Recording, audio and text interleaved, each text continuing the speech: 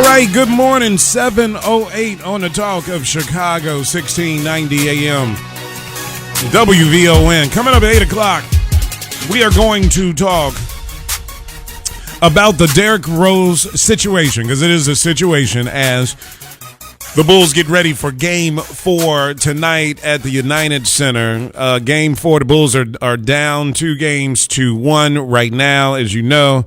They won the first game in Miami, lost to the second game, and lost Game 3 here in Chicago. Can they pull it out tonight to send it back to Miami, tied up 2-2?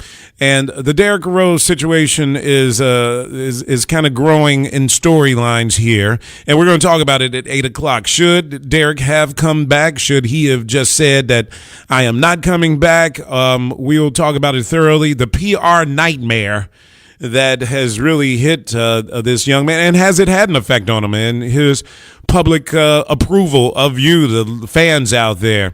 Do you think differently of Derrick Rose? Some of you say you do. Some of you say you don't. We're going to get into it at 8 o'clock. Salim MuWakkil, somebody that everybody thinks good of. He's on the live line with us, as always, on Mondays at 7 o'clock. Good morning, my friend. How are you? Good morning, Matt. I'm well, man. How are you doing? Not bad at all. I was joking around.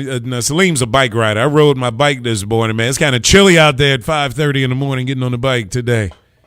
Oh yeah, it's still a little bit too chilly for me. We had a few good days earlier in this month, and I took advantage of that fully.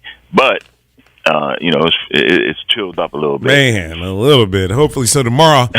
They tell me tomorrow's gonna be better, so I'll be out there. Yeah.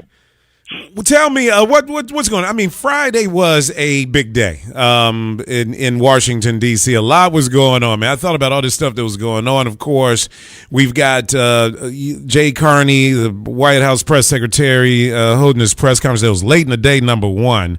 And people were talking about, of course, Benghazi and his memos that have had all of these edits to them. And now it seems like maybe the White House was involved in changing some of these memos a little more than they had let on early on, and is really focusing on, as some Republicans are trying to focus on who dropped the ball with Benghazi and whether and it's all political. I know that much, and a lot of it is going toward Hillary Clinton, right? Absolutely. I mean, that's who they're aiming at. But of course, if they can embarrass the Obama administration in the process, and it's so ironic, man, because the Benghazi thing it really comes out of a CIA. You know, the Benghazi, it wasn't a consulate or even an embassy or anything like that. It was really a CIA site that they had established in this area of Benghazi. And they didn't really want, and you have to say the Obama administration didn't want too much emphasis placed on the fact that terrorists, or what they call terrorists, Islamic radicals and whatnot, had really controlled that whole area, that whole region, and in a large sense were the reason for the attack on the Gaddafi regime, for the regime change. It was motivated by these Islamic radicals. And when NATO got involved at the U.S.'s behest, that wasn't the image that they wanted perpetrated. And so they were trying to de-emphasize the fact that terrorists had become so prominent in the government of Libya. And in an attempt to de-emphasize that, they tried to politicize the releases on what happened that day. And it was it made a lot of sense because there was a lot of consternation and anger in the Muslim world behind that terrible video that was out about the prophet, Prophet Muhammad. And so there was a lot of anger, and it fit in perfectly with that. And in a lot of ways, it allowed them to de-emphasize how prominent the terrorist was. But it's the other side of the Obama administration's political adroitness. They do politicize a lot of stuff, and in this way, in this particular instance, they got caught really trying to politicize it. Although it's a very minor offense, it's nothing like the Republicans are trying to push it up to be. And in fact, it's the logic of the Republicans that they're even using against the Obama administration. because they are the ones who wanted to talk about how intolerant Muslims were when there was some sort of expression of ridicule about their religion. So it's the neocons who would say, look at those Muslims having demonstrations now about these films about Prophet Muhammad. They can't even tolerate criticism. That's how immature and how ridiculous that religion is, and that's kind of their line. And now they use, and so they were trying to say, this is such an example of that kind of intolerance, and now they're using it against the Obama administration, which also wanted to use that kind of intolerance as an explanation for why that attack happened in Benghazi. So what would have been, because when you look back on it now, it doesn't seem like it was worth it, what the administration was trying to do. What would have been the fallout if they had just told the story the way that it happened? This appears to be an act of terrorism. Seems like it was premeditated, planned out, caught us off guard, whatever. What would have been the fallout for the president, the White House, for Hillary Clinton, if when the story first happened that they just reported it as it was? Or was this really what they thought? Did they really think that it was a response to this video, or was it really just a cover-up? Well, I don't think people really knew exactly what it was, but rather than risk being held accountable for unleashing Islamic radicals in Libya, the Obama administration opted to be safe on this and to be cautious in their response, because had they at least admitted the possibility that this was related to like Al-Qaeda-like forces in that area, it would have made them complicit in the takeover of Libya and by these forces, which in fact they are. But they were trying to de-emphasize that with their reporting. Because with the toppling of Gaddafi, that really unleashed those forces, because he was the one who was holding them at bay, and that was too much. There was too much irony in that for the U.S. to abide. They simply couldn't allow that kind of ironic interpretation of what happened in Libya to be at large. So they tried to de-emphasize the power and influence of these Islamic radicals. Yeah, but would this have cost the president, being close to election, would this have cost the president votes? Is that what they were fearful of? Or they were just trying to control this narrative that, President Obama, we've gotten rid of Al-Qaeda, and try to continue with that narrative? Was that what the issue was all about? That's all of that, because part of the president's program was Osama bin Laden is dead, Detroit is alive, that kind of thing. And had it been revealed that not only Osama bin Laden may be dead, but his ideology is vibrant, just as vibrant as Detroit may be. So that would have kind of interrupted the narrative, the electoral narrative that the Obama administration sought. And so you could understand their attempt to maneuver the interpretation of what happened. It is what the Obama administration excels at. We talked about how masterful they were politically, how adroit they were. This is an example of that, but it's been revealed by people who have ulterior motives, and so now it's being pushed and exaggerated to something that is much more dangerous or sinister than it actually is. And on the bottom line on this, did the State Department fail in their duties to protect that CIA operation there? I mean, I know it was not a That's a logistics question, and that's the kind of question that we really have no business, quite frankly, trying to interpret, because there's so many variables, and we see how so many embassy officials have been killed in previous attacks on those kinds of institutions, consulates and whatnot in other countries and other administrations. It's never been politicized because it has been considered, the province of foreign policy. And that's a bipartisan province where, we simply you try to figure out what went wrong technically rather than politicizing it. But with the president with Obama as president, the Republicans are using every single opportunity they can to politicize things that normally would be considered off limits. How does Susan Rice come out of this now? Because she was the target of a lot of criticism. Is there any, after all of this has been analyzed over and over again, does she come out to looking any better, or is it still about the same? Still about, it just reveals, quite frankly, how irrelevant she was. All of this discussion, because she was simply the person who channeled the information. She was the conveyance point. Other than that, she really had nothing to do with the policy statements or either the rhetorical changes that the Republicans are so upset about. So she was simply the public spokesman for these various tendencies, that went into forming the statements about what happened in Benghazi. All right, 7:19 on WVON. When we come back, I'll ask Salim more about President Obama's legacy in these last couple of years. What will it mean for African Americans when it's all said and done? But first, David's coming up with WVON traffic and weather next. All right, Fletcher has followed me into the studio. He's either hungry or lonely, one. I'm holding the door open for him, Salim. I'm like, come on, Fletcher, I'm back on the air. You got to come in the studio. So he's in there hanging out with me. All right, Salim, I got a question. And I was talking with a friend of mine last night about this. Here we are, the president's in his second term.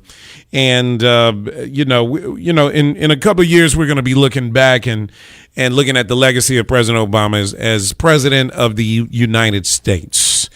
And as African Americans, we're going to be looking back and analyzing what this presidency has meant for black people in America. And so that kind of starts a question about what is fair to analyze about the first black president of the United States. At the end of the day, should black people feel like, should we look for what is something that we can hang our hat on and say, hey, first, and I've often said this, the responsibility of the first black president of the United States is to make sure that there'll be a second black president of the United States, to not do anything. So, I know you use the term, showing racial preference, to not do anything that shows so much racial preference that people would say, see, look at him. See, this is what happened when you elect a black president. See what he's done for black people and he hasn't done for you. What would be the fair way to analyze the first black president of the United States? Well, you could go at it in several different ways. I mean, there are some who would say it's valid to look at him as a bulwark against a growing and more radical conservatism that began to encroach into the electorate in the wake of the Great Recession and whatnot. That he was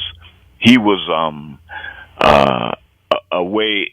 He was a counterpoint to that growing tendency, and therefore the range of his accomplishments were always restricted by the nature of his intervention into that change, in the electorate. And then there are those who would say that he allowed that kind of growing rightward movement to become more acceptable because he was a black man and folks expected him to be more progressive. And so they were demobilized by his presence and allowed the forces of the right to gain more prominence, both as a reaction to his threat, the cultural threat that he posed as the first black president, the demographic anxiety that provoked in the white electorate, the notion that they may soon be on the outs and they have to resist with as much vigor as they can. And that's kind of what produced the Tea Party, some would say, and it produced this conservative movement that has now become even more prominent in the culture. So, there are all kinds of ways to interpret what the president did, and a lot of folks, I've heard some people compare him to Margaret Thatcher, especially since she died recently, because when she came into office in England, she was the first female prime minister, but women actually went backwards during her reign because she strived so hard to prove that she wouldn't enact policies that were preferential to women, that they actually lost ground during her tenure. And there are some who compare the president to that. They say he was so intent on being non-racial in his policies that black people actually suffered rather than progress. So, there are all kinds of varieties of interpretation that are out here, and that people are beginning, they're beginning to congeal in one way or another.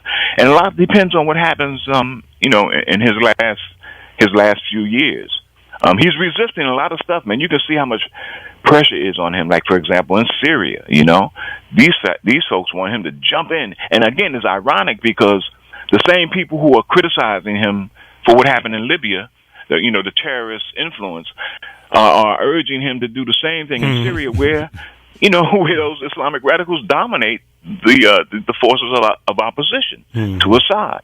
It's really he's between a rock and a hard place, as they say. But that's the job that a president has to assume. All right, 7:29 on WVON. David's got WVON News. More with Salim when we come back. All right, 7:37 on the Talk of Chicago, 1690 AM, WVON. Salim MuWakkil on. Your listeners missed you on Saturday night, Salim. There was some theories out there, conspiracy theories that the FBI finally got to you and took you off the air. And yeah, I heard that, man. I got a lot of concerned queries. That's cool. I appreciate that. But no, I had a little family death in the family, so I had to go check that out in Jersey. But when I went to Jersey, it was interesting. And New York folks and East Coast folks, they're looking at Chicago in a very strange way. We're getting this kind of gang banging rep, and the Bulls with their rough play and the way they're trying. That's reinforcing that kind of that violent boisterous kind of image that Chicago seems to be forming about Chicago in other places. Interesting to hear that from other people. But not anything new, because Chicago had the gangbang reputation. That's right. I mean, Chicago's always had the gangster reputation, going back to Al Capone, and then of course when you think about the Blackstone Rangers, in the 60s. But it's also been known as kind of a center of black nationalism and an attempt to reconciliate our folks in a way that is positive and progressive. And then that particular aspect of our reputation seems to be drifting away. And it's interesting because in New Jersey, of course, you've got cities, Newark, that have been plagued with a lot of poverty and violence as well. Pretty much the same thing. And it is, but the thing that's happening in that area, in those areas of town, is that it seems to be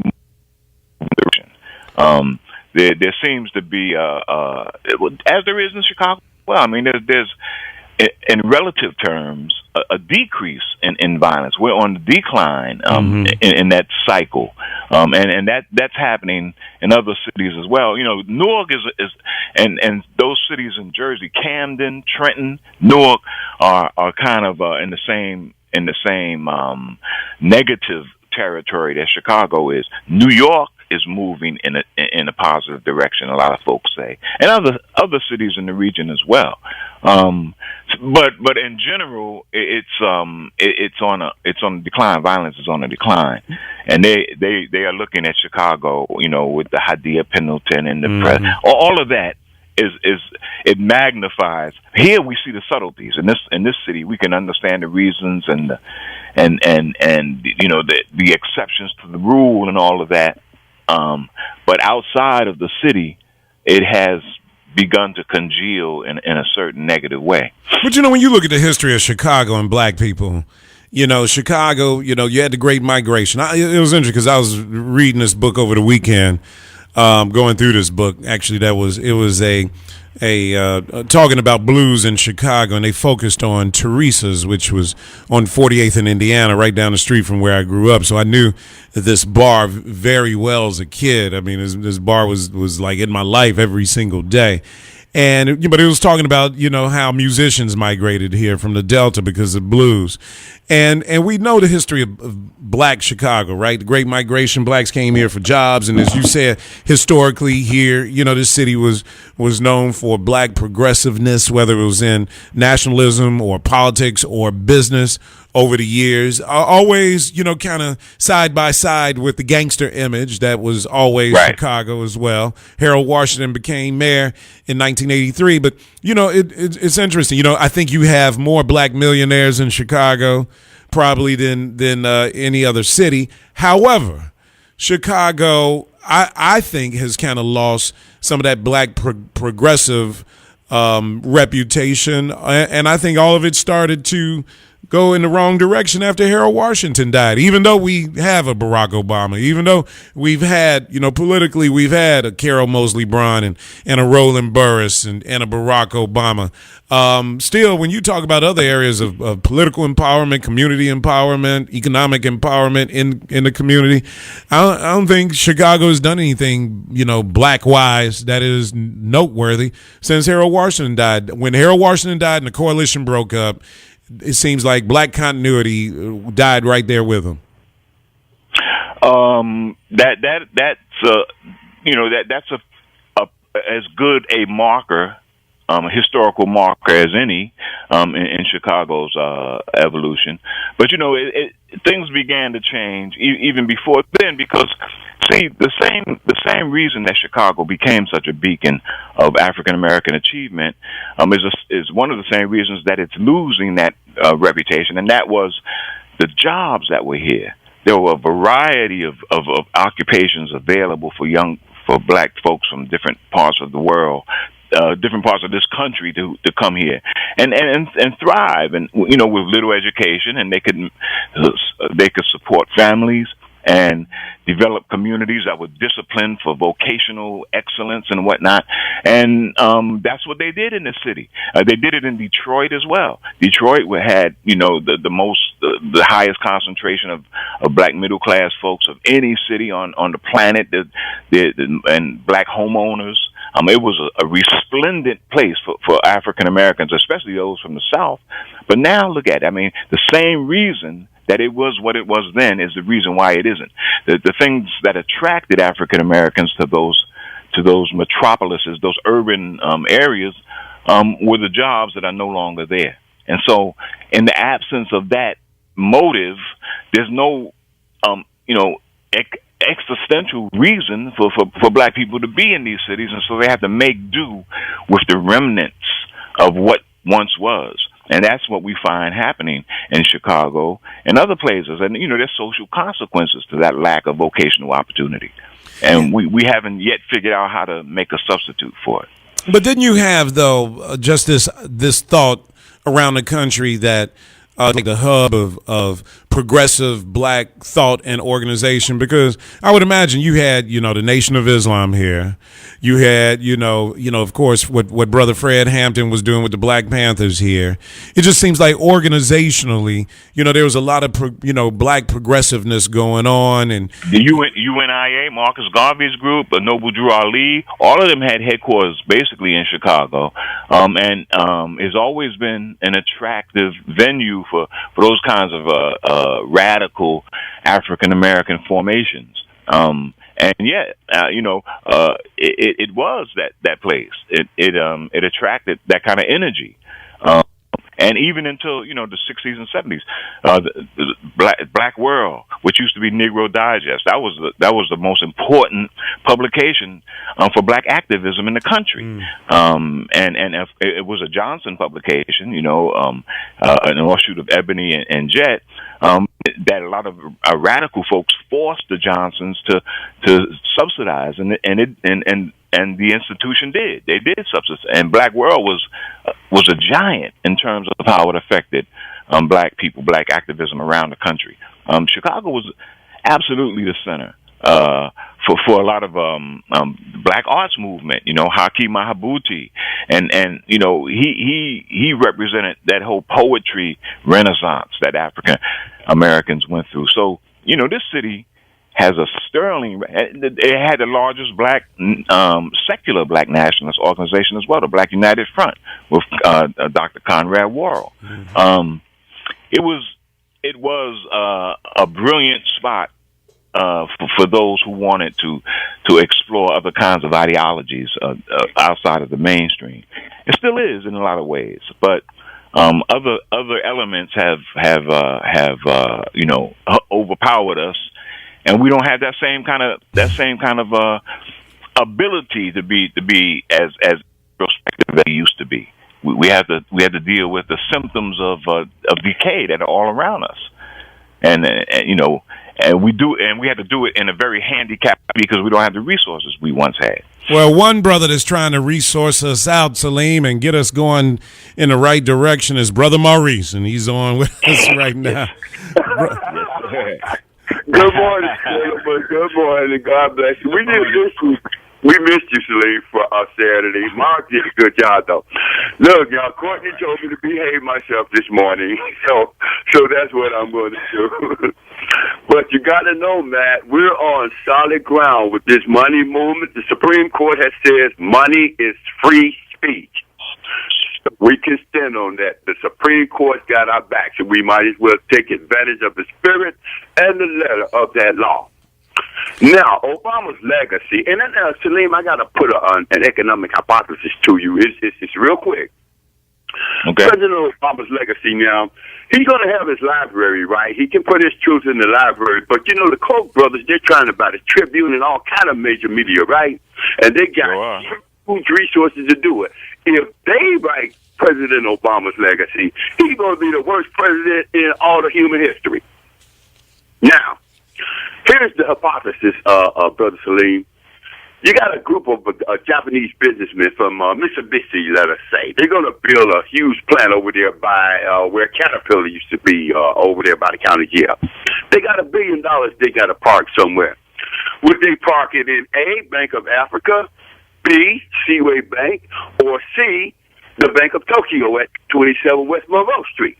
And why would they park it wherever they park it at? I'll hang up and listen. Welcome back, Salim. Well, they're going to put it in the Bank of Tokyo for sure. Yeah, I think that goes without saying, right? They got that connection, man. Yeah, they do. Unless somebody's paying them a higher interest rate on their money, maybe they would do something. But I don't know that that's going to happen over here. No, I don't think so. But what Maurice, the point that Maurice is making, I think is a very good one. I mean, we have to that would leverage whatever economic power we have in this country. We could leverage it with more if we were more intentional in the way we channeled our economic resources. There's no doubt about it. No, and I agree with him. And we've got to figure out a way to do exactly that. And I've still got that $52 check, so we're going to figure out what to do with it and how to do it the right way. 7:49. More with Salim when we come back. David's got traffic and weather up next. All right, Salim, I got to let you in on this conversation I'm going to have at 8 o'clock. Talking about Derrick Rose and the PR nightmare that has existed since he has been injured and actually have been cleared by doctors to play, which a lot of people say the Bulls should not have let that out to the public, that doctors cleared him. But this has been, I think, a PR nightmare for Derrick Rose. And I'm asking the question at 8 o'clock, has he lost favor with Chicago fans? Does that potential exist? And should he have come back? Should he have, my position is Derrick Rose should have came back with about 2 weeks left in the regular season so that he could get out on the court and get his legs up under him and be a part of this team when the playoffs start? What do you think? Has he lost any favor? Is he losing any? This is a kid that got a lot of goodwill with Chicago. Absolutely. I think he's lost considerable favor with a lot of Chicago fans. But I also figure that in the overall analysis, he feels and his people feel that he will regain much of that favor if he comes back healthy and successful and helps the Bulls have a successful season when he comes back. This just ensures that he will be stronger and perhaps even better than he would have been had he come back without a complete rehabilitation. He's just, I think that's how he's figuring it. And he's willing to risk the PR disaster that I think you rightfully described, because it is that. It is much of a disaster. And had he come back in the way that you talk about and help the Bulls succeed into this round and when they're giving Miami even more of a problem, he would have been a very, very popular figure in Chicago. But he may have endangered his rehabilitation process, So I'll have to go with his decision, man. I'm leaving it up to him. I always go with because that the more that you give it to the individual athlete, the less inclined you are to be in the slavery camp when you compare this to slavery. Yeah, but and for people who make that, I mean, I've heard people, he's got to think about his long term and his career. He can't just be thinking about the Bulls, and Salim, I throw right back at people. Derrick Rose has a $98 million contract, everybody. Not only that, he signed a $98 million contract with the Bulls. Derrick Rose, his long-term prospects are good. He's paid, huh? Slaves. Yeah, right. Slaves ain't getting paid like that now. No, that you got a point, my brother. No doubt. You doubt. I mean, although relatively. Well, I won't go in. I won't go into that. There were some benefits that some slaves received for the function that they perform. But yeah, you're right. I mean, there's no doubt about it, man. It's a dicey argument either way, because these athletes are being compensated enormously in a lot of ways, but they put a lot at risk as well. They do, and that's where I think this conversation gets interesting, because me personally, I believe Derrick Rose wants to play. I believe Derrick Rose wants to play. I think he's doing what his camp has told him to do, even though when he comes out and he says that's not the case. I think Derrick Rose is ready, and I think he wants to play, but it's not going to happen because for whatever reason. And I think, when you said, that it's a risk involved, hey, they're banking on that Derrick Rose is going to come back strong next season and that fans are going to forget about this season. Well, that's a possibility, but there's a risk involved in that, because there's a possibility that it might not happen. I mean, we don't know whether or not Derrick Rose will come back next year and be 100% or be like the old Derrick Rose. It's all we don't know. We don't know. Right. It's a risk. Either way you look at this, there is a risk. And you see, even in LeBron James, for example, is still suffering from his act of defiance. Yes. He's not getting the kind of commercial play that a lot of other cats are getting. And that's because there's a residual antipathy to him because of what he did back in Cleveland. So yeah, I mean, he may be risking some other aspects of his career with this, but I think the way they figure it, that's the least of the risk. And see, that's where I think management teams, they underestimate the value of intelligent PR. PR is everything to an athlete. And just look at Michael Jordan did not have a bad PR moment, maybe later on in his career, But you think about Michael Jordan's first 7, 8, 9 years. Michael was perfect. God. He God. was. He was. That's right, no doubt. And over and across the world, across this planet, people still talk about Michael Jordan. Yes. So yeah, I mean that's absolutely right, man. I mean, if you think about it right now, Salim, Michael Jordan is still one of the top athletic endorsers, and he's been retired for how long now? And I think he's still top 10 when they go like top 10 sports endorsements. I think what he's making a year in endorsements, he's still within the top 10, and the guy's been retired for over 10 years. That says something about the imaging of Michael Jordan. It says much, and you could add someone like Muhammad Ali to that, man. Someone who was reviled at one point in his career, and his whole image was absolutely overturned and changed into something positive. Yep. And that was a PR effort, masterful PR effort. Well, welcome back, Salim. Salim will be back. You'll be back on Wednesday night, right? I'll be back Wednesday. I will indeed. Yes, all right. sir. Wednesday night, 7 to 9, guys. Don't worry. FBI didn't get him. The CIA, it was not. Just a family. You know, not yet at least. Not yet anyway. But, thanks for coming on this morning. Appreciate you, brother. Tune in Wednesday night. Always a pleasure, man. 7 to 9 right here on WVON. When we come back, Derrick Rose, has he lost favor? Should he have come back? 5-9.